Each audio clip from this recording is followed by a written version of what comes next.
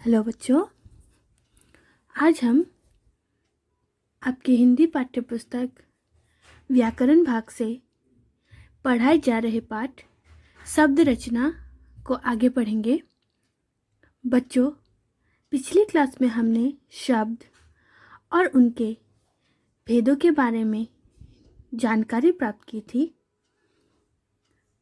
हमने पढ़ा था कि शब्द के 3 भेद होते हैं: स्रोत या उत्पत्ति के आधार पर, रचना या बनावट के आधार पर और प्रयोग या व्याकरण के आधार पर।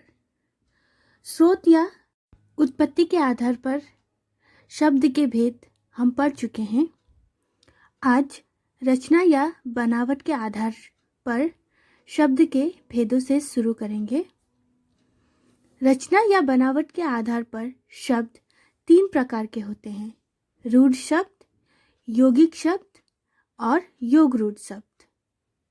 रूढ़ शब्द ये ऐसे शब्द होते हैं जिनके यदि टुकड़े करें तो उन टुकड़ों का कोई अर्थ नहीं निकलता। जैसे आदमी, यदि आदमी के टुकड़ों आदमी को देखें तो किसी का भी कोई अर्थ नहीं होता।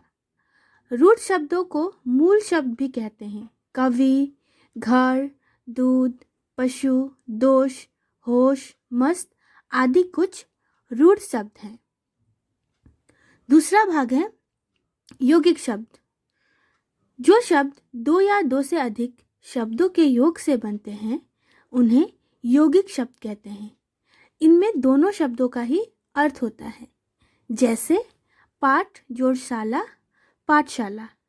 यहाँ देखिए, पाठ का अर्थ है पढ़ना और शाला यानी कि घर, तो दोनों मिलकर बना है पाठशाला।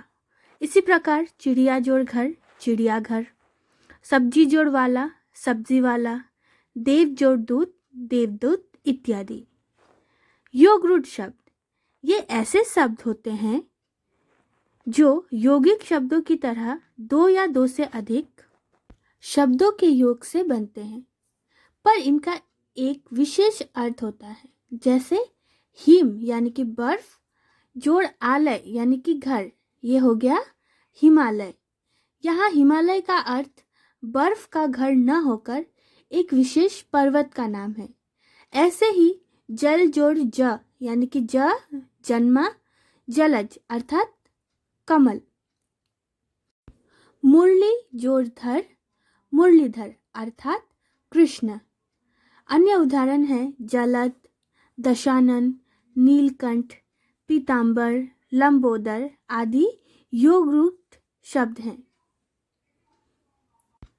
प्रयोग या व्याकरण के आधार पर शब्दों को 2 प्रकार में विभाजित किया गया है: विकारी शब्द और अविकारी शब्द। विकारी शब्द जिन शब्दों का रूप उनके प्रयोग के कारण बदलता रहता है उन्हें विकारी शब्द कहते हैं। संज्ञा, सर्वनाम, विशेषण तथा क्रिया विकारी शब्द होते हैं क्योंकि लिंग, वचन, काल आदि के अनुसार इनका रूप बदलता रहता है। उदाहरण के लिए संज्ञा शब्द लड़का, लड़के, लड़कों ये प्रयोग के अनुसार बदलते रहते हैं। सर्वनाम शब्द वह, वे, उसने, उनके, उन्होंने। विशेषण शब्द गोरा, लड़का, गोरे, लड़के। क्रिया शब्द जाता है, जाते हैं, गया, गए, जाएगा, जाएंगे इत्यादि।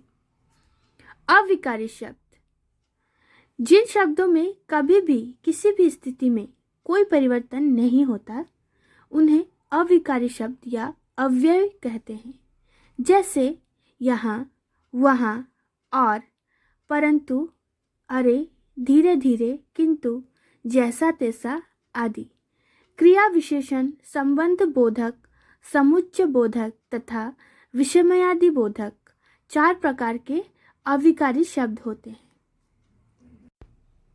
तो ये थे विभिन्न आधारों पर शब्द के भेद। यह भी जानो, जिन शब्दों में अण, मूर्धन्य श और ज्ञ आते हैं वे सभी शब्द तत्सम होते हैं। 2 विभिन्न भाषाओं के शब्दों से बना एक शब्द संकर शब्द कहलाता है। जैसे वर्ष संस्कृत जोड़गांठ हिंदी, तो ये हो गया वर्षगांठ। इस शब्द को हम संकर शब्द कहते हैं। रेल अंग्रेजी और गाड़ी हिंदी, यह हो गया रेलगाड़ी। तो बच्चों, हमने क्या क्या सीखा? इस पाठ में हमने सीखा कि वर्णों के सार्थक मेल से शब्द बनते हैं। शब्द दो प्रकार के होते हैं, सार्थक और निरर्थक। व्याकरण के नियम सिर्फ सार्थक शब्दों पर ही लागू होते हैं। स्रोत उत्पत्ति के आधार पर शब्द चार प्रकार के होते हैं, तत्सम, तद्भव, देशज और विदेशी शब्द। बनावट के आधार पर शब्द तीन प्रकार के होते हैं, रूढ़, यौगिक और योगरूढ़। प्रयोग के आधार पर शब्द विकारी और अविकारी इन दो भागों में बांटे गए हैं। तो बच्चों, ये था आज का पाठ। आप इस पाठ का अभ्यास करें। धन्यवाद।